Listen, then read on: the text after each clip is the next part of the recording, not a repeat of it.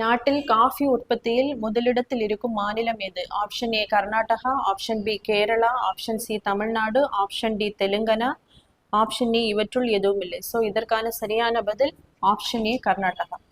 So கர்நாடகத்தில் பார்த்தீங்கன்னா Chikmagalur,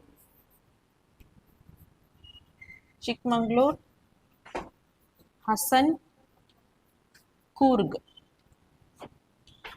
so இந்த இடங்கள்ல தான் அதிக அளவில் காஃபி உற்பத்தி இருக்கும். கேரளா வந்து இரண்டாவதாக இருக்கக்கூடிய மாநிலம். கேரளாவில் பார்த்தீங்கன்னா வயநாடு, மலபார்.